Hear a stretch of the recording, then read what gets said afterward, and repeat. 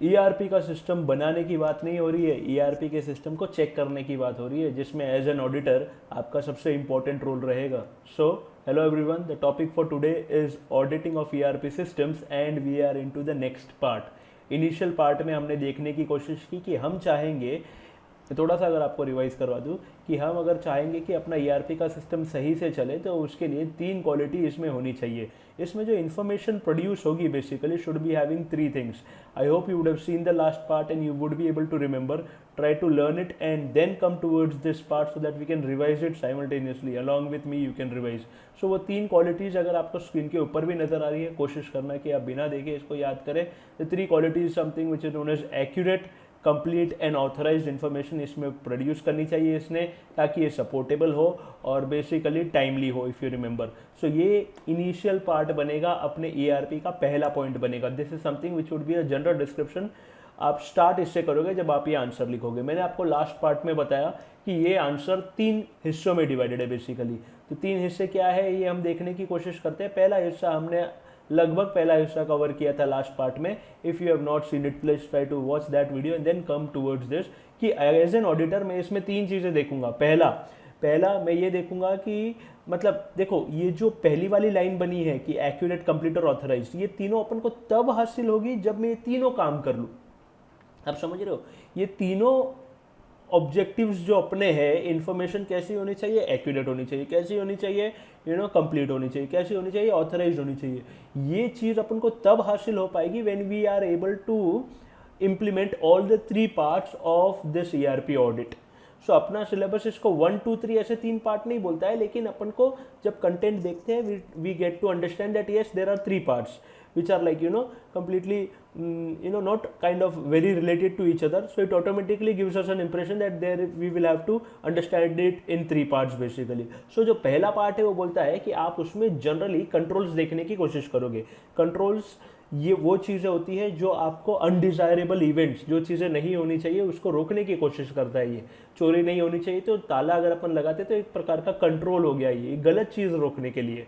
Okay, if your understanding. So कहने का मतलब है कि if you have a camera as well we try to put it to stop some undesirable event, something which shouldn't happen. इसी प्रकार से आप पहले ये जाकर देखोगे कि कंट्रोल्स है या नहीं। आप समझ रहे हो, अब अपना सिलेबस कह रहा है कि कंट्रोल्स को 2 हिस्सों में डिवाइड किया गया है ईआरपी के लिए स्पेसिफिकली। लास्ट पार्ट में मैंने बताया कंट्रोल्स में से बहुत खतरनाक टॉपिक है, इन चैप्टर नंबर 3 बहुत इलैबोरेट किया गया है, और हर एक पार्ट का पार्ट के पार्ट देयर आर सब पार्ट्स एंड देयर आर सब पार्ट्स ऑफ सब parts and it goes on continuously. So there would be some method in which we would be understanding that as well. But right now, if you get a question of audit of ERP systems, you would be first writing something known as controls. It is divided into 2 parts. ये already last session में covered है, इसलिए मैं इसको फटाफट से बता रहा हूँ आपको. So this is something which is a revision which we are doing. So we won't be giving huge amount of time. General application, general वाला लास्ट सेशन में अपन ने देख लिया था. जनरल में अपन कुछ ऐसे टर्म लिखेंगे जो बहुत ज़्यादा कॉमन हो, हर प्रकार की ऑर्गेनाइजेशन में ये इंप्लीमेंट हो सकता है, ऐसा अपना सिलेबस कहता है. ईआरपी हो नहीं भी हो तो भी general controls can be applied and they are usually applied in almost all types of organization. उसमें कुछ कुछ शब्द आपको ध्यान में रखने होंगे. You don't need to give any explanation about those terms. Again this is a revision. Main मुद्दे पर आएंगे अपन. अगर मैं आपको कुछ याद दिलाऊं तो वो क्या है कि मतलब अगला पार्ट पढ़ने के लिए पुराना पार्ट याद होना आपका बहुत ज़्यादा ज़रूरी है. So it is your responsibility if you are watching this with a sincere manner, make sure that you watch the previous part as well. So इसमें इंफॉर्मेशन टेक्नोलॉजी इंफ्रास्ट्रक्चर एक शब्द आप ध्यान में रख सकते हो. Something known as development, software acquisition, maintenance, security management, in terms के साथ आप याद रख सकते हो कि है ना जनरल कंट्रोल्स में ये चीज़ आएगी. सिक्योरिटी आएगी, जो अगर सॉफ्टवेयर डेवलप हो रहा है तो उसके प्रॉपर कंट्रोल से वो बने. अगर हम सॉफ्टवेयर एक्वायर कर रहे हैं तो मेक श्योर कि वो राइट वेंडर से एक्वायर करें. तो this is applicable to almost all systems, ऐसा अपना सिलेबस कह रहा है. If you could see on the screen as well. General controls अपना सिलेबस कहता है 2 हिस्सों में डिवाइडेड. एक management control and second one is something which is known as environmental controls. Management controls would be dealing with something known as policies, procedures, ये management control के अंदर आएगा बेसिकली.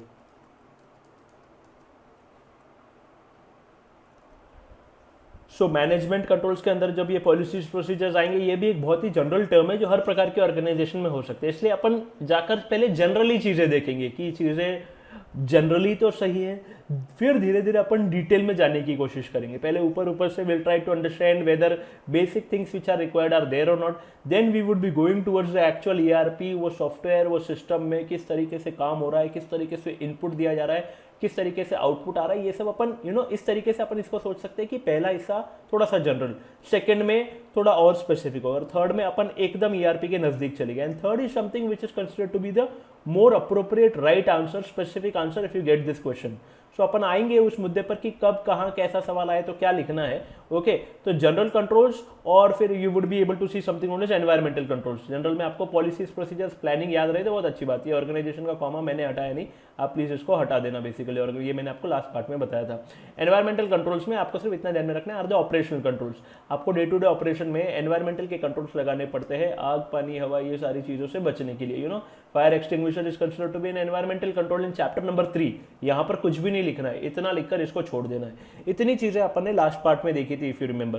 तो try to learn this, okay, and try to write this, then only this part would be complete, the previous part would be complete, and then only come towards this part. If you have not done it, फिर वो formality रह जाती है, तो formality की पढ़ाई तो मतलब नहीं है। या इसमें we need complete thorough study फिर अंडरस्टैंडिंग, बहुत ज़्यादा अच्छे से ही चीज़ें पढ़ोगे तभी जाकर अपन को मार्क्स मिलेंगे। Because just trying to remember the names कि हाँ ठीक है, कंट्रोल जनरल एप्लीकेशन हो गया, आगे बढ़ो।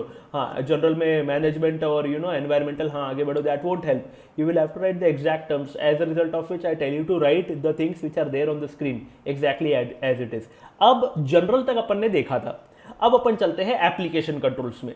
ध्यान देना, एप्लीकेशन यानी एक पर्टिकुलर सॉफ्टवेयर यानी ईआरपी बेसिकली। अब अपना सिलेबस कहता है कि एप्लीकेशन पर कंट्रोल लगाने के बाद क्या ऑब्जेक्टिव मिलेगा अपन को? ये ऑब्जेक्टिव मिलेगा कि अपन को data, we are able to see the data whenever we need it. आपका एप्लीकेशन कंट्रोल सही है, ये मैं कब बोल पाऊंगा? जब मुझे इंटरफेस के ऊपर यानी स्क्रीन के ऊपर, सुनते जाना पूरी बात होने पर समझ में आता है। इंटरफेस यानी स्क्रीन के ऊपर मुझे डेटा तब मिले जब मुझे चाहिए, पहली बात। दूसरा, अगर किसी प्रकार की एरर हो तो वो इमीडिएटली मुझे बताए, लेट न करे किसी प्रकार से, यानी डेटा दिखाने में भी तकलीफ ना हो, लेट ना हो और गड़बड़ ना हो, और मुझे वो एरर दिखाने में भी there is no delay. If you understanding, everything should happen immediately, quickly, as soon as possible, then only I would be able to say that the controls are proper. So application control में controls proper तब होंगे जब मैं किसी भी प्रकार से, अब अपना सिलेबस देखो इसको कैसे घुमा रहा है, बोलने की ये कोशिश कर रहा है कि आपके एप्लीकेशन सही चलेगा जब, देखो एक शब्द आया, ध्यान देना, इंफॉर्मेशन सिस्टम। ये चैप्टर नंबर 3 का नाम का हिस्सा है बेसिकली, इंफॉर्मेशन सिस्टम। सिस्टम का मतलब क्या होता है? हार्डवेयर, सॉफ्टवेयर, ये सारी चीजें मिलकर। देखो अपना थर्ड चैप्टर बोलता है hardware, software, people, data, network. सुन लो ऊपर से, hardware, software, people, data, network. यानी बिग बाजार में क्या हार्डवेयर है? या हाँ कंप्यूटर है। क्या सॉफ्टवेयर है? हाँ उसके अंदर सॉफ्टवेयर है। क्या पीपल है? हाँ लोग काम कर रहे हैं। क्या डेटा? हाँ कस्टमर आ रहा है, उसका डेटा एंटर किया जा रहा है। क्या नेटवर्क है? क्या डेटा एक सेंट्रलाइज सिस्टम पर जा रहा है, हाँ वहां से इंटरनेट के थ्रू जाकर वो एक सेंट्रल जगह पर स्टोर होता है। बैंक भी ले लो किसी प्रकार से। ये 5 प्रकार की चीजें मिलकर अपन को इन्फॉर्मेशन मिलती है, यानी अपन को वो जानकारी मिलती है जो अपने ऑर्गेनाइजेशन के लिए अहम है। कहने का मतलब ये कि आपका एप्लीकेशन तब जाकर सही काम करेगा जब आपके इंफॉर्मेशन सिस्टम के कंट्रोल सही से लगे हो। पूरी बात सुनना, नहीं तो समझ नहीं आएगा। When will I say that my interface, application system का, application software का interface is generating data properly when needed and it is generating errors very quickly? ये मैं तब बोल पाऊंगा जब इंफॉर्मेशन सिस्टम के कंट्रोल सही से लगे होंगे, यानी जब आपके इंफॉर्मेशन सिस्टम के कंट्रोल सही से काम कर रहे होंगे। यानी कहने का मतलब है कि आपका हार्डवेयर सही से काम करेगा तभी तो आप सॉफ्टवेयर में जब चाहिए तब डेटा देख पाओगे। कीबोर्ड ही काम नहीं कर रहा है, how will we able to open it?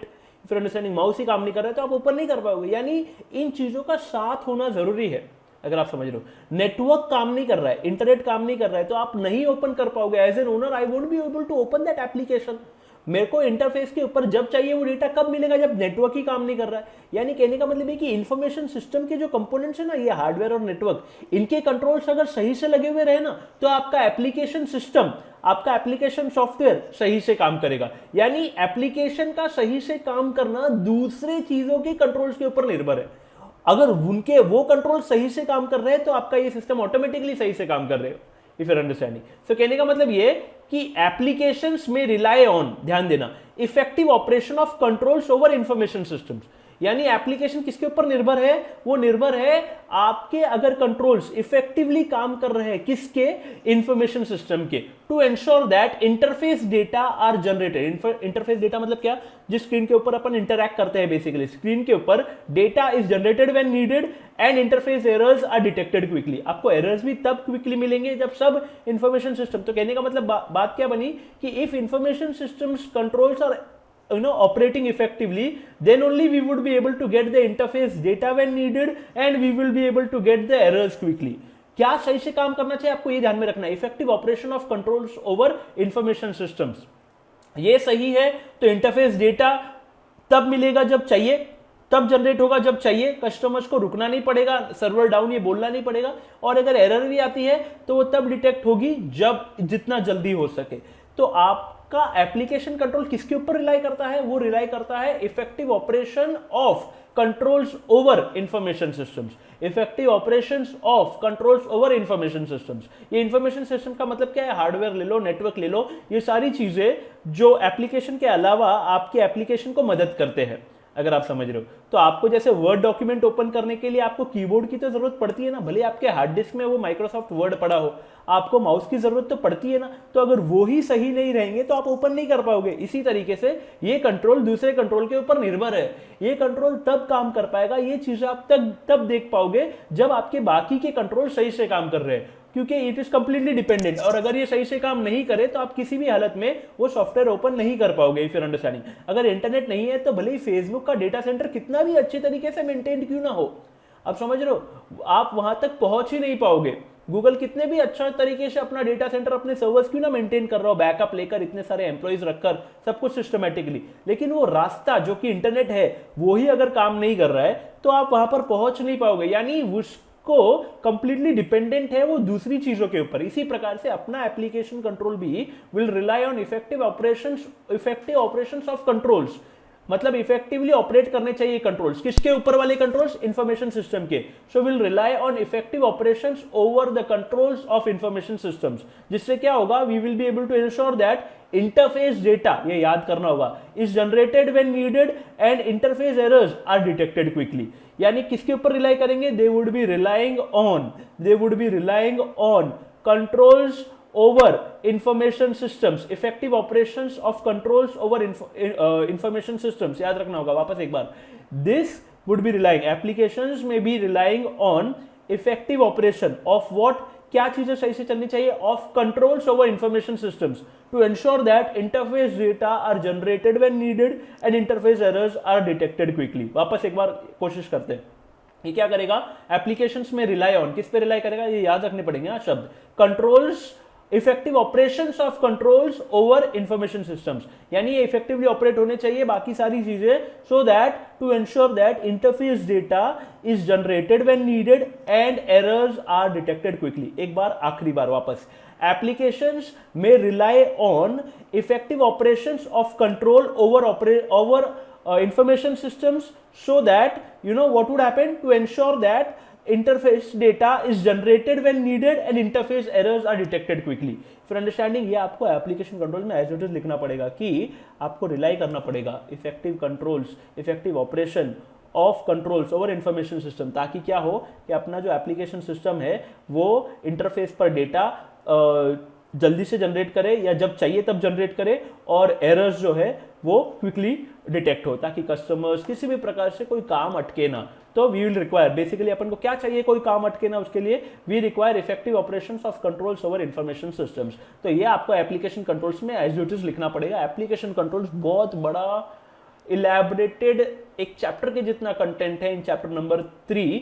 Basically उसमें अलग अलग पार्ट्स है उसके, boundary, input, communication, processing, output, database, फिर इनपुट के अलग पार्ट, और इनपुट पे जो अलग पार्ट है उसके और अलग पार्ट है, फिर अंडरस्टैंडिंग, फिर कम्युनिकेशन के अलग पार्ट, प्रोसेसिंग के अलग पार्ट, आउटपुट के अलग पार्ट, डेटाबेस के कंट्रोल्स के अलग पार्ट, जिसमें और 2 पार्ट्स है। So it becomes a very elaborated topic. अपन तो इधर कंक्लूड कर रहे हैं कि ये जो इंफॉर्मेशन सिस्टम के कंट्रोल्स है वो इफेक्टिवली ऑपरेट करने चाहिए, ताकि interface data is generated when needed and errors are detected as quickly as possible. Please try to write this, okay, please try to write this so that you are able to complete at least the first part of ERP audit। अगर आप ध्यान दे रहे हो, यानी controls in ERP audit is divided into 2 parts।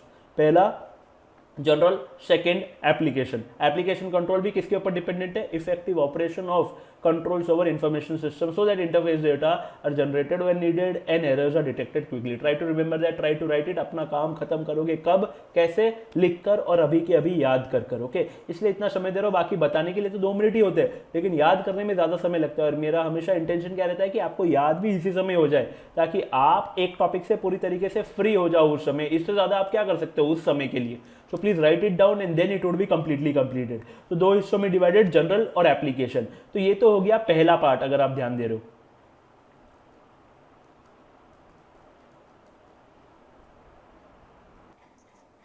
तो ERP के audit में second part जो है, इसमें कुछ सवाल आपको ध्यान में लेने होंगे, जो आप सवाल उस ऑर्गेनाइजेशन से पूछोगे, बेसिकली उस मैनेजमेंट से, उधर के हेड ऑफिशियल से। तो पहला हिस्सा क्या था कि हम इसके 2 कंट्रोल्स ध्यान में रखेंगे, एक होगा जनरल, एक होगा एप्लीकेशन। ओके, और जनरल जो है ये हमने लास्ट पार्ट में देखा था। एप्लीकेशन जो है ये हमने अभी देखने की कोशिश की कि it would require effective operations of controls over information systems to ensure that interface data are generated when needed and interface errors are detected quickly. You will have to remember this as it is, right? ये application controls में आप ध्यान में रखोगे। अब ये controls के 2 part आपने चेक कर लिया, आपने देख लिया। Okay, now I have seen that hardware सही से चल रहा है, network internet is working properly. आप अभी तक वो एप्लीकेशन सॉफ्टवेयर के अंदर आपने चेकिंग नहीं की, आपने सिर्फ ये देखा कि yes it is working, if you understanding, yes it is giving data. ये बाकी इंफॉर्मेशन सिस्टम के कंट्रोल्स देखे आपने कि वो सही से काम कर रहे हैं बेसिकली। तो अगर वो सही से काम कर रहे हैं बेसिकली, तो आगे वाली जो चीज़ है ये आपको फोर्स करेगी कि आप किसी प्रकार से ये सवाल पूछे उनसे और इन सवाल के जवाब आप लाने की कोशिश करें। तो ये जो सवाल है ये मैं आपके स्क्रीन के ऊपर लेकर आता हूँ। ये सवाल आप एक एक करके पूछोगे उनसे। अब इन सवालों को भी याद रखने होंगे। हमारे पास 6 से 7 से 8 सवाल होंगे basically. Some of the questions auditor should ask during an ERP audit are. सुनना मेरी बात। पहला सवाल देखो, 2 शब्द है, एक होता है अकाउंटिंग प्रिंसिपल्स बोलो या अकाउंटिंग स्टैंडर्ड्स बोलो, और एक होता है auditing standards, if you are paying attention. तो अकाउंटिंग प्रिंसिपल्स या अकाउंटिंग स्टैंडर्ड्स, ऑडिटिंग स्टैंडर्ड्स, क्या इसके हिसाब से ही आपका सिस्टम बना हुआ है?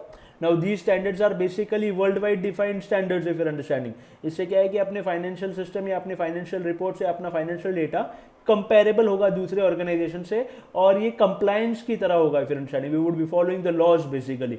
सो क्या आपका ये सिस्टम गैप यानी जनरली एक्सेप्टेड अकाउंटिंग प्रिंसिपल्स और and GAS generally accepted auditing standards के हिसाब से बना है? ऑडिटिंग स्टैंडर्ड्स और अकाउंटिंग प्रिंसिपल बोलो या अकाउंटिंग स्टैंडर्ड्स के हिसाब से, that is the question which you would be asking. So इसका मतलब क्या है? You need to be aware of the auditing and the accounting standards. Then only you would be able to determine whether you are, your system is made according to that or not. So आपको वो standards पहले जानने होंगे। वो standards आप जानते ही हो, आप उसको audit और accounts में पढ़ते ही हो, उसको आप यहाँ पर apply कर कर देखोगे whether it is made according to that or not. इसके अलावा आपको इन सवालों के जवाब नहीं लिखना, इन सवालों का एक्सप्लेनेशन नहीं लिखना, आपको ये पहला सवाल आपको ध्यान में रखना है। Okay, this the question would B कि जनरली एक्सेप्टेड अकाउंटिंग स्टैंडर्ड और ऑडिटिंग स्टैंडर्ड्स, अकाउंटिंग प्रिंसिपल बोलो, उस हिसाब से क्या आपका सिस्टम बना हुआ है? क्या आपका सिस्टम उसी लाइंस पे बना है? क्या आपका सिस्टम उसी तरीके से बना है जो दुनिया में बाकी के सिस्टम्स है? Are they standardized according to दो स्टैंडर्ड्स एंड प्रिंसिपल्स? अगर वैसा है तो ठीक है, फिर हम आगे वाले सवाल के ऊपर बढ़ते हैं। नहीं तो make sure that it is standardized according to the principles of audit and also according to the accounting standards.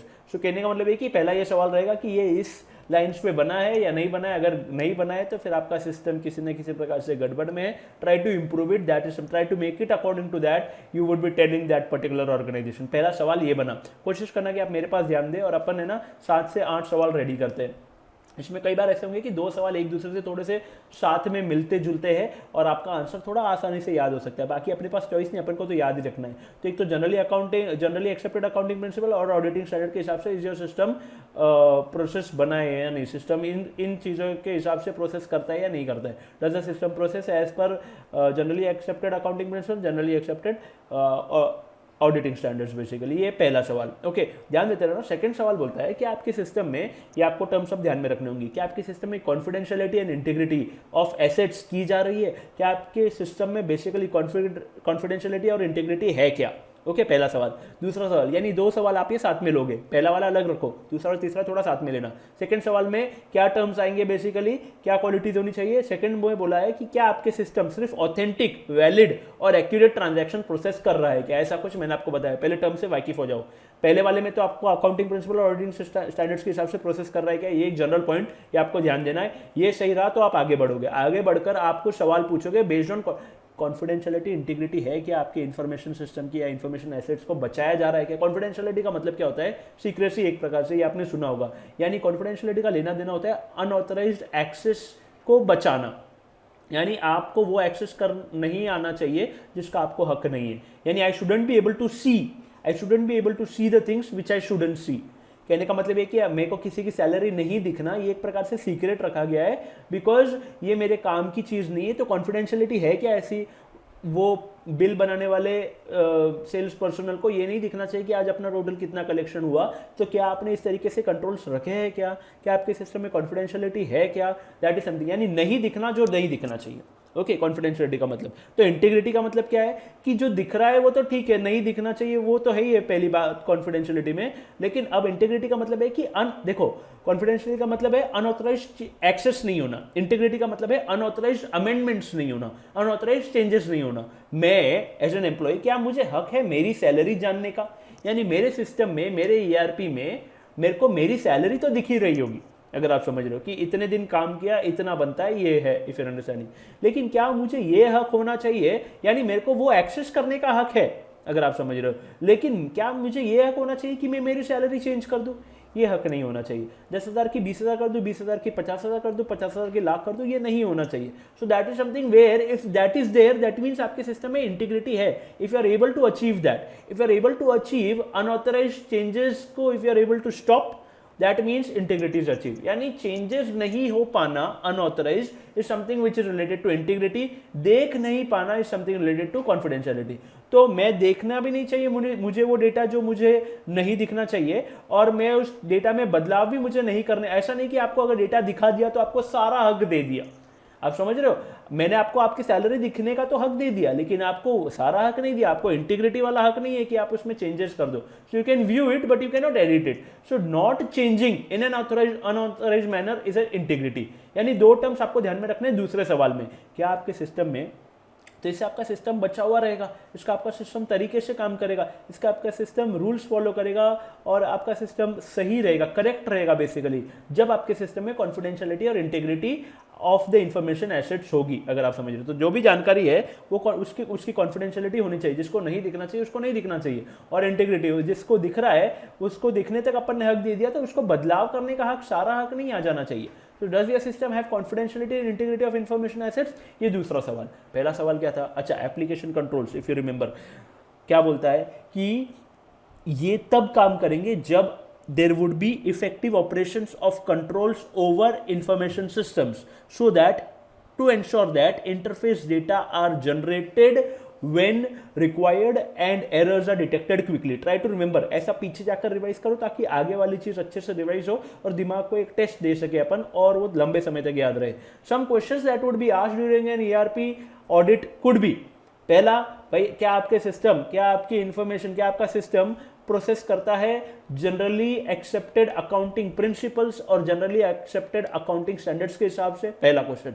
Second, क्या आपके सिस्टम में, does your system protect confidentiality and integrity of information assets. Okay, मैंने underline किया, आप इसको ध्यान में रखना, और 2 पॉइंट्स के कलर भी लगभग सेम रखे हैं मैंने, तो कॉन्फिडेंशियलिटी वो लगभग मिलते जुलते पॉइंट्स है, आप उसको एक याद आए तो दूसरा याद आता है, ऐसा हो सकता है। Confidentiality and integrity of information assets है क्या, एक चीज।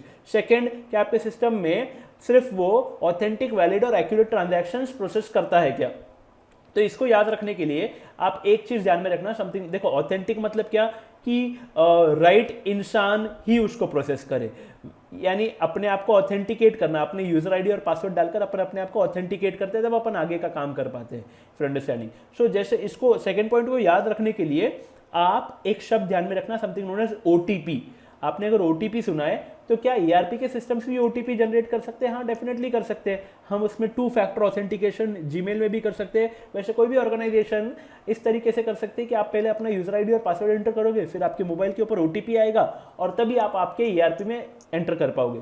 सो इसमें भी आप ये मेक श्योर करोगे कि क्या आपका सिस्टम ऑथेंटिक, वैलिड और एक्यूरेट ट्रांजैक्शन ही प्रोसेस कर रहा है। ऑथेंटिक मतलब क्या वही इंसान अपने आप को, क्या उस यूजर की यूजर आईडी और पासवर्ड है जिससे वो अंदर आ रहा है? ओके, ठीक है, उसके पास यूजर आईडी और पासवर्ड है। अच्छा, क्या वो OTP, समझो उसने OTP एंटर किया, क्या वो OTP सही एंटर किया उसने 1 2 3 5 7 8? ओके, ऑथेंटिक है, इफ अंडरस्टैंडिंग, क्योंकि उसको ही मिला है, इससे प्रूव होता है, इससे ये भी प्रूव होता है कि वो उसी का कॉन्टैक्ट नंबर है। ओके, तो उसके बाद कहने का मतलब ये कि एक तो वैलिड मतलब क्या, और एक एक्यूरेट मतलब देखो, ऑथेंटिक से ये प्रूव हुआ कि वो उसी के पास गया जिसके पास जाना चाहिए। वैलिड से ये प्रूव होगा कि उसी टाइम ड्यूरेशन के लिए, वो उसी टाइम, जैसे OTP is valid for like 5 minutes, if understanding, so वो 5 मिनट्स के बाद अगर आप एंटर करो तो उसने एंटर नहीं करने देना चाहिए। एक्यूरेट अगेन प्रूव्स दैट आपका जो OTP आपने एंटर किया और जो एक्चुअली डेटाबेस के सिस्टम में है वो मैच कर रहा है या नहीं कर रहा है। यानी ऑथेंटिक से ये प्रूव होता है कि हाँ, उसके पास यूजर आईडी पासवर्ड था, तब जाकर उसको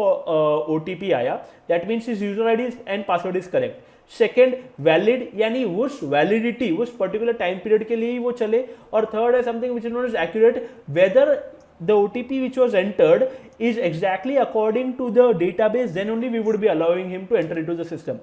OTP ये शब्द कहीं पर आपको लिखना नहीं है, आप उसको याद रखने के लिए इस तरीके से याद रखिए इस पॉइंट को कि पहले तो ऑथेंटिक, सही यूज़र, उसके बाद सही टाइम में एंटर किया और फिर सही OTP एंटर किया। तो कहने का मतलब है कि ऑथेंटिक, वैलिड और एक्यूरेट ट्रांजैक्शन ही आपका सिस्टम एक्सेप्ट करना चाहिए, तो ही आपका सिस्टम सही चलेगा। नहीं तो फिर हम आपको कुछ गाइडलाइंस देंगे, रिकमेंडेशंस देंगे, या फिर आपको सिस्टम इंप्रूव करना पड़ेगा। एज एन ऑडिटर आप उस ऑर्गेनाइजेशन के मैनेजमेंट को, जो ये इंप्लीमेंट कर रहा है, टेक्निकल टीम को बोलोगे। यानी पहला सवाल क्या था कि अकाउंटिंग प्रिंसिपल के हिसाब से, अकाउंटिंग स्टैंडर्ड के हिसाब से। सेकंड क्या था, कॉन्फिडेंशियल इंटीग्रिटी प्रोटेक्ट हो रही है क्या इन्फॉर्मेशन एसेट्स की। थर्ड क्या था कि ऑथेंटिक, वैलिड और एक्यूरेट ट्रांजैक्शन ही प्रोसेस हो रहे हैं क्या, राइट यूजर ही राइट टाइम पर, फिर अंडरस्टैंडिंग। जैसे कोई यूजर है बिग बाजार पे, तो वो अपने आप को यूजर आईडी और पासवर्ड एंटर कर रहा है, यानी उसने अपने आप को ऑथेंटिकेट कर दिया। वो अब वो सिस्टम है वो 8 से लेकर 8 बजे तक ही चलते, तो वो वैलिडिटी के टाइम में ही तो वो एंटर हो रहा है ना, उसमें उसके अलावा अगर वो एंटर कर रहा है तो वो एंटर नहीं करने देना चाहिए, तो वो वैलिडिटी। एक्यूरेट यानी क्या, उसके यूजर आईडी और पासवर्ड एब्सोल्युटली करेक्ट है, तभी जाकर उसने एंट्री देनी चाहिए। नहीं तो आप कुछ भी एंटर करो और एंट्री दे दी, या कोई भी टाइम पर entry they the, for understanding, तो दैट वुड बी समथिंग, वो आपके इनवैलिड ट्रांजैक्शन को भी प्रोसेस कर रहा है, वो आपके इनएक्यूरेट डेटा को भी एंटर अंदर आने दे रहा है, तो that would be wrong if understanding. इससे आपका सिस्टम में खराबी हो सकती है, चोरी हो सकती है, if understanding. So second point becomes something which is known as confidentiality, integrity. Third point becomes something known as authentic, valid, accurate. ये टर्म्स आपको ध्यान में रखने होंगे थर्ड सवाल के लिए। यानी पहला सवाल अकाउंटिंग प्रिंसिपल्स और अकाउंटिंग स्टैंडर्ड्स को लेकर, सेकंड सवाल is something which is related to confidentiality, integrity, third question is related to authenticity, validity and accuracy. उसी ट्रांजैक्शन को उसने प्रोसेस करना चाहिए। अब चौथा सवाल, अगेन अ जनरल क्वेश्चन, क्या आपके सिस्टम में, now this you would be aware from this, हालांकि ऊपर के पॉइंट से अपन को अचीव हो गया, लेकिन अपना सिलेबस अगर इतने सवाल रख रहा है तो आपको ये 7 से 8 तो भी ध्यान में रखने हैं। क्या सारे सिस्टम्स प्रोटेक्टेड है from unauthorised access and use? क्या अनऑथराइज्ड एक्सेस तो नहीं हो रहा है? ओके, तो उसके लिए क्या करेंगे, आपको अपन ने देखा था पिछला टॉपिक या पिछले वीडियोस में, you would have seen something known as roles based access control. ये रोल्स बेस्ड एक्सेस कंट्रोल क्या करता है? ये roles based access control protects system from unauthorized users, it gives access to only authorized set of users, if you remember. So कहने का मतलब है कि क्या अगर वो इंप्लीमेंट हो गया तो क्या ऑटोमेटिकली अनऑथराइज्ड एक्सेस रुक जाएगा? हाँ, रुक जाएगा, क्योंकि हमने वहां पर प्रॉपर रोल्स डिफाइन किए और वही लोग अंदर आ सकते हैं जो उस रोल को मैप किए गए हैं। तो कहने का मतलब ये कि रोल्स बेस्ड एक्सेस कंट्रोल अगर आप देखोगे तो आपको समझ में आएगा कि वो अनऑथराइज्ड एक्सेस रोकता है। इससे चौथा और पांचवा point, the fourth and fifth point would work hand in hand, because fifth point if you try to implement, automatically fourth gets implemented. That are all the system resources protected from unauthorized access and use? Yes, if the fifth point gets satisfied that yes, user privileges are based on roles based access, then it automatically proves that roles based access stops unauthorized access. So automatically चौथा point implement हो जाएगा अगर आप roles based access implement करते हो तो, क्योंकि roles based access अपने आप में अनऑथराइज्ड एक्सेस को रोकता है। और चौथा पॉइंट क्या बोलता है कि आपका सिस्टम अनऑथराइज्ड एक्सेस से बचा हुआ है। ओके, रोल्स बेस्ड एक्सेस है तो बचा हुआ है डेफिनेटली। तो फोर्थ वाले पॉइंट में आपको लिखना है, फोर्थ और फिफ्थ साथ में चलेंगे बेसिकली। It could have made as one question only, लेकिन जैसा है वैसा आपको ध्यान में रखना होगा।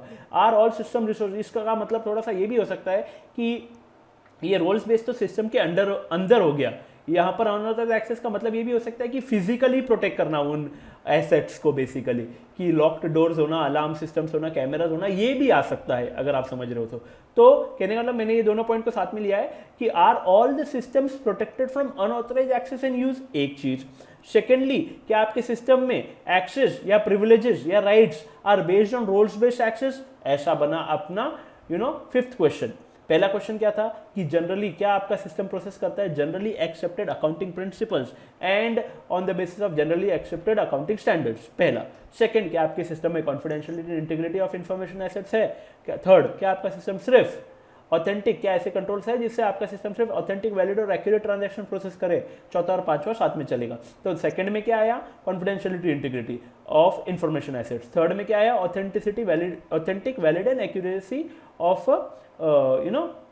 Transactions basically. चौथे पॉइंट में क्या बना कि आपके सिस्टम में अनऑथराइज्ड एक्सेस नहीं होना चाहिए। अब अनऑथराइज्ड, क्या आपका सिस्टम प्रोटेक्टेड है फ्रॉम अनऑथराइज्ड एक्सेस, ऐसा चौथा सवाल बना। तो पांचवें में अपन ने सवाल पूछा कि क्या यूजर के प्रिविलेजेस रोल्स बेस्ड एक्सेस के ऊपर है, क्या उस आपके सिस्टम में are we using roles based access, then automatically the fourth and fifth point get satisfied. लेकिन आपको इसके अलावा और कुछ भी नहीं लिखना है कि ये पॉइंट इसके ऊपर डिपेंडेंट है, ये पॉइंट इसके साथ में चलता है, nothing like that. Just try to write this questions and we are assuming that the auditor is getting the answers.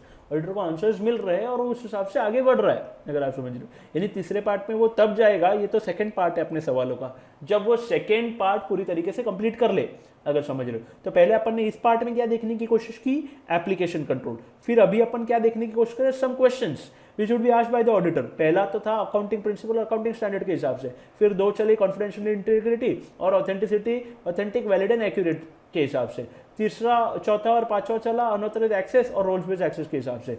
छठा और सातवां, sixth and seventh question would be related to users, user की acceptance. देखो, user ने चीजें accept करनी चाहिए, उनको प्रॉपर ट्रेनिंग देनी चाहिए, तभी जाकर वो ईआरपी, अपन ने ये देखा था ईआरपी के रिस्क्स एंड कंट्रोल्स में पीपल इश्यूज आएंगे, नहीं तो पीपल ऑर्गेनाइजेशन लीव करके चले जाएंगे, उनको वो सिस्टम समझ नहीं आएगा, वो सिस्टम से उनको लगेगा सिस्टम खराब है या सिस्टम बहुत ज़्यादा कॉम्प्लिकेटेड है, समथिंग लाइक दैट। तो आपका छठा पॉइंट क्या बनता है, क्या यूज़र को बराबर ट्रेनिंग दी है आपने, और क्या उनके पास सारा डॉक्यूमेंटेशन है। जैसे अपन ने देखा था in case of ERP issues में, ईआरपी रिस्क्स एंड कंट्रोल्स में पीपल इश्यूज में एक पॉइंट आता है जिसको बोलते हैं चेंज मैनेजमेंट। चेंज मैनेजमेंट में यानी बदलाव में कंट्रोल्स क्या रखेंगे अपन, मैनुअल्स, यानी क्या उनके पास सब कुछ लिखित में है प्रॉपरली, ताकि वो पढ़ सके और कोई प्रॉब्लम आए तो उसको पढ़कर देख सके। Like you have manuals for television equipments, ACs etcetera, computers as well, कि यहाँ पर क्लिक करने से ये होगा, वहाँ पर क्लिक करने से क्या, ऐसा उनके पास प्रॉपर डॉक्यूमेंटेशन है अभी वाले सिस्टम का, ताकि उनको अश्योरिटी रहे कि दे वोंट बी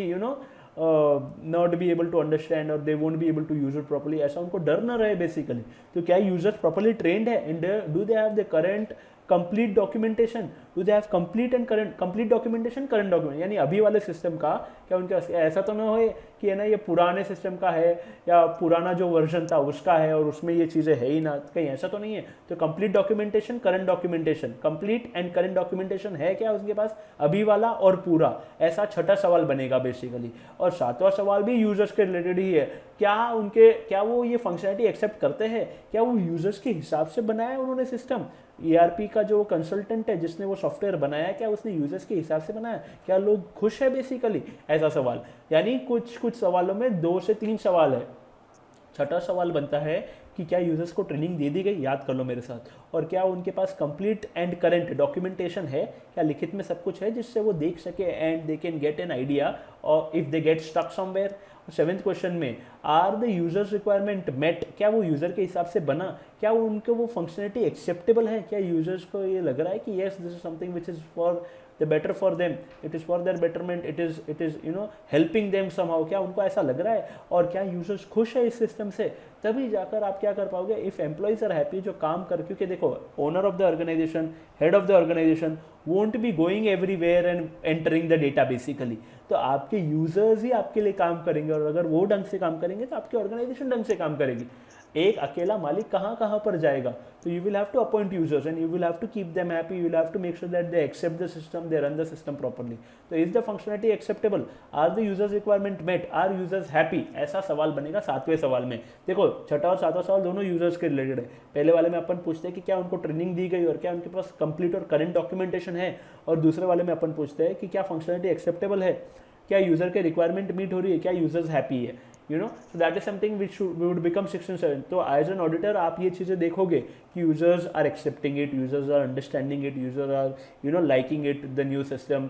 धीरे धीरे they are developing a positive thought in their mind that yes it is for their benefit, for their betterment, ऐसा। सो कहने का मतलब है उनका काम आसान हो रहा है और उनको उनके इस तरीके से काम करने से सिस्टमैटिक काम हो रहा है बेसिकली। ऑर्गेनाइजेशन बढ़ेगी तो एम्प्लॉय भी बढ़ेगा, ये भी उन्होंने सोचना चाहिए। So this would be the 6th and 7th question related to users.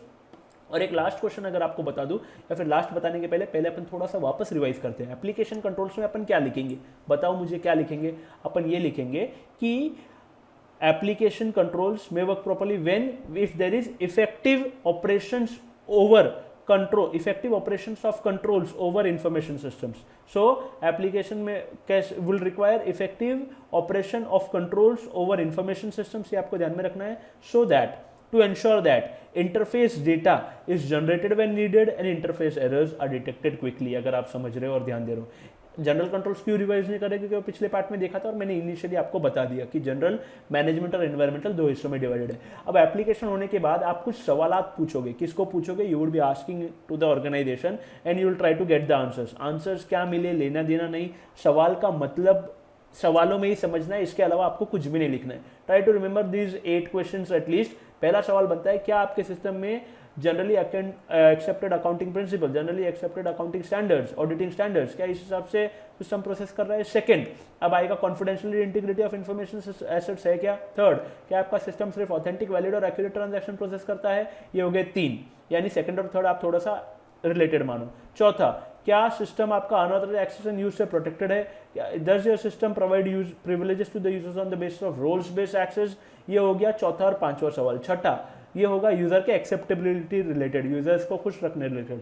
तो क्या आपके यूजर्स ट्रेंड है? क्या उनके पास कंप्लीट एंड करंट डॉक्यूमेंटेशन है? ये हो गया छठा सवाल। 7वां सवाल, क्या फंक्शनलिटी एक्सेप्टेबल है? क्या उनके are users requirement met, are users happy? 7वां सवाल, अगर आप समझ रहे हो। लास्ट क्वेश्चन वुड बी कि क्या वहां पर ऑटोमेटिकली, यहां पर एक क्वेश्चन मार्क अपन को ऐड करना पड़ेगा लास्ट सवाल में। Please try to add that, are there क्या वहां पर एडिक्वेट ऑडिट ट्रेल्स है and monitoring of the user? अभी ऑडिट ट्रेल क्या होता है, ध्यान रखना, इजी है, ये आगे वाले चैप्टर्स में भी आता है। ऑडिट ट्रेल का मतलब होता है लॉग्स यानी क्या क्या किया एक यूजर ने, अगर आप समझ रहे हो। अकाउंटेबिलिटी प्रूव होती है इससे। तो क्या जो भी यूजर सिस्टम के ऊपर काम कर रहा है, क्या उसका लॉग बन रहा है? आपको नहीं लगता है लॉग बनना इंपॉर्टेंट है? वो यूजर को, देखो बहुत सारे ऑर्गेनाइजेशन में जब एम्प्लॉयज काम करते हैं ना, तो भले ही वो कैमरा बंद रहेगा, फिर भी वो कैमरे की तरफ देखकर इनको लगता है कि यार नहीं, let us do our work properly, let us not do something which shouldn't be done. अपन अपना काम सही से करते हैं, वो कैमरे में है, सब कुछ आ सकता है, कहीं कुछ मैं गलत ना करूँ, अगर आप समझ रहे हो। वो एक डर भी रहता है बेसिकली, और एम्प्लॉयज उस तरह से काम भी सही से करते हैं, अगर आप समझ रहे हो। और वो काम नहीं करते या टाइम पास नहीं करते या किसी भी प्रकार से गलत चीज़ें नहीं करते ऑर्गेनाइजेशन में, और टाइम पर काम खत्म करते। इसी प्रकार से जब यूजर्स को पता होगा कि मैं जो भी कर रहा हूँ वो रिकॉर्ड हो रहा है लॉग में, तो वो वहाँ पर जाएगा ही नहीं जहाँ उसको नहीं जाना चाहिए। फ्रंट एंड वो वैसा काम करेगा ही नहीं, भले उसके इंटेंशन अच्छे हो, खराब हो, इससे प्रूव हो न हो, लेकिन वो काम नहीं करेगा जो उसको नहीं करना चाहिए। उसको जिस चीज़ का पैसा मिल रहा है उसको ऑर्गेनाइजेशन के अच्छे के लिए ही काम करेगा basically. He won't be doing something which shouldn't be done, because he knows there are audit trails, there are logs जो मॉनिटर कर रहा है कि कहीं मैं कुछ गलत चीज़ तो नहीं कर रहा हूँ, तो वो उसको रोकेगा बेसिकली। तो are there adequate audit trails? And देखो, ऑडिट ट्रेल्स होना अपने आप में अच्छी बात है, लेकिन जब तक आप मॉनिटर नहीं करोगे तो उनका कोई मतलब नहीं है। वो सिर्फ सिस्टम में डेटा और स्पेस लिए जाएगा। तो आपका ये भी फर्ज बनता है कि आप वो रेगुलरली मॉनिटर करो, और फिर यूजर को क्वेश्चन भी करो कई जगह पर, अगर आपको सस्पिशियस एक्टिविटी लगे तो, कि why did you try to do this, तूने उसके सिस्टम में लॉगिन करके ऐसी चीज़ क्यों की, तुम 2 जगह पर एक ही यूजर से किस तरीके से लॉग इन हो। These things shouldn't happen, these are all part of the norms which should be followed by an employee. जब भी एक आईटी ऑर्गेनाइजेशन में ये नॉर्म होता है कि आप जब भी अपने सिस्टम से उठो तो विंडोज़ का जो बटन होता है और एल लॉक वाला की वो दबाकर get up from the system so that no one else access your system, और जो कोई भी एक्सेस करेगा तो वो फिर यूज़र आईडी या पासवर्ड डालकर ही एक्सेस करेगा।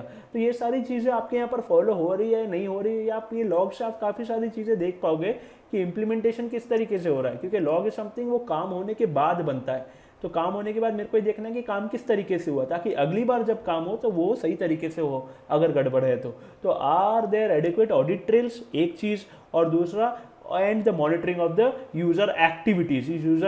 यूजर के आगे एक एक्टिविटीज शब्द लिख लेना आप और क्वेश्चन मार्क लिख लेना आप। तो are there adequate audit trails and monitoring of user activities लिख देना, यानी यूजर एक्टिविटीज जो भी हुआ वो एक्टिविटी है ना यूजर की। जैसे आप फेसबुक में मैंने कहा ना एक्टिविटी लॉग होता है, वॉट एवर यू डिड, वो कब आता है वहां पर, जब आपने कुछ किया, you added someone, you added a photo, you added a comment, it comes in the activity log. Likewise it would be activities का पूरा लॉग, आप what ever you did on the system, क्या उसकी मॉनिटरिंग भी हो रही है कि काम सही से हुआ नहीं हुआ, जिससे काम भी सही से होगा, सामने वाला गलती भी नहीं करेगा, एरर्स भी नहीं करेगा, और चोरी भी करने का भी डर रहेगा, इफ यू अंडरस्टैंडिंग। सो ये 8 पॉइंट्स आपको ध्यान में रखने, 8 सवाल। तो ये सवाल को थोड़ा पूरा कर देना, ओके। ये बॉक्स के वो नीचे चला गया है basically. Are there, and I can not pull it this because this is just readable. Are there adequate, आप समझ लो, are there adequate audit trails and monitoring of user activities and a question mark. Try to remember at least these 8 questions. There are few more questions 1 or 2, but इतना भी आप ध्यान में रखोगे तो इनफ होगा, क्योंकि थर्ड पार्ट जो आएगा ऑडिट का, that would be the most important part जो we would be looking at it. लेकिन फिलहाल अपन थोड़ा सा इस सेशन में जो देखा अपन एक बार बिना देखे रिवाइज करने की कोशिश करते, मेरे पास देखना। एप्लीकेशन कंट्रोल्स अपन ने देखने की कोशिश की, जिसमें अपन ने ये देखा कि अपन एप्लीकेशन कंट्रोल्स में क्या लिखेंगे कि application controls rely on effective operations of controls over information systems to ensure that interface data are generated when needed and interface errors are detected quickly। I hope आपको याद हो रहा है, और आप याद करोगे तो ही ये इफेक्टिव है, अगर आप समझ रहे हो। Even if you have understood, आप इसको ओन वर्ड्स में लिख सकते हैं कि है ना, the controls of information system should work properly. ऐसे मत करना, आप कर रहे हो तो प्रॉपर तरीके से करते हैं। तो एप्लीकेशन कंट्रोल्स आप ध्यान में रखोगे, ये जो कंटेंट की है ना, there should be, it would be relying on effectiveness of operations of controls over information system so that interface data is generated when needed and interface errors are detected quickly. And screen के ऊपर data तब आए जब चाहिए, और errors भी अगर हो तो इमीडिएटली पता चले, ताकि अपन उसको ठीक कर सके। सो this would be coming under application control. General control दो हिस्सों में डिवाइडेड, पिछले पार्ट में देखा है, मैनेजमेंट एंड एनवायरमेंटल। फिर आप ये होने के बाद आप कुछ सवाल पूछोगे उस ऑर्गेनाइजेशन से, so that you come to know कि वो ऑर्गेनाइजेशन में और चीज़ें सही से है या नहीं, और आपका ERP सही से काम करेगा या नहीं, एरर फ्री होगा या नहीं, गड़बड़े उसमें कम है या बिल्कुल भी नहीं है, ये आप चेक करोगे इन 8 सवाल से। पहला सवाल क्या बनेगा, क्या आपका system, does the system processes as per generally accepted accounting principles, generally accepted auditing standards, ये पहला सवाल। सेकेंड सवाल क्या है, अगर आप ध्यान दे रहे हो, सेकेंड सवाल बनता है कि आपके सिस्टम में confidentiality and integrity of information assets है। थर्ड सवाल बनता है कि आपका system authentic, valid and accurate transactions process कर रहा है। ये दोनों पॉइंट साथ में चल गए। फिर बाद में आएगा अनऑथराइज्ड एक्सेस रिलेटेड, चौथा और पांचवा, क्या आपके सिस्टम में does the system is protected from, are all the resources protected from unauthorised access and use, and are user privileges based on what is called as, or are users privileges given on the basis of roles based access। ये दोनों आएगा unauthorised access से बचने के लिए, चौथा और पांचवा पॉइंट। छठा पॉइंट में यूजर रिलेटेड आएगा, are users trained, do they have complete and current documentation. ये मैंने पॉइंट्स रीअरेंज किए हैं आपके लिए, so that you are able to remember this. साथ में आप ये जोड़ी बनाकर याद रख सकते हो, you know, pairs basically. This becomes the 6th point कि यूजर्स ट्रेन है, do they have complete and current documentation. And 7th one, is the functionality acceptable, are users requirement met, are the users happy. ऐसे आप 2 या 3 जितने भी आप ये 7वें में सवाल ध्यान में रख सकते हो, यूजर रिलेटेड आप लिखना। Last, are there adequate audit trails. Audit trails का मतलब क्या, log of all the activities, क्या क्या किया सिस्टम पर, ताकि अकाउंटेबल ठहराया जा सके। अच्छा किया हो, बुरा किया हो, we should be able to hold someone responsible for that particular activity। and audit trail बनना अपने आप में खत्म नहीं होगा। is there any monitoring of user activities going on, then only audit trails का मतलब है नहीं तो वो सिस्टम की स्पेस यूज कर रहा है। ये आपको कहीं नहीं लिखना है कि सिस्टम की स्पेस यूज करेगा, ये नहीं हो रहा है तो फिर मतलब नहीं है। आपको सिर्फ इतना लिखना है, are there adequate audit trails and monitoring of user activities। so this is something which becomes the second part of the ERP audit where you would be asking some questions। general controls, application controls, ये पहला part. As an auditor आप जाकर वहाँ पर पूछने की, देखने की कोशिश करोगे। सेकंड में आप ये 8 सवाल पूछोगे लगभग और आप जवाब हासिल करने की कोशिश करोगे। And there will be some third part where अपन थर्ड पार्ट कुछ देखेंगे जिसमें अगेन एक अच्छा कंटेंट आएगा बेसिकली। तो आपको ये 2 पार्ट आपके एटलीस्ट आपके नोटबुक में उतार कर, याद कर कर और फिर ही आगे बढ़ना होगा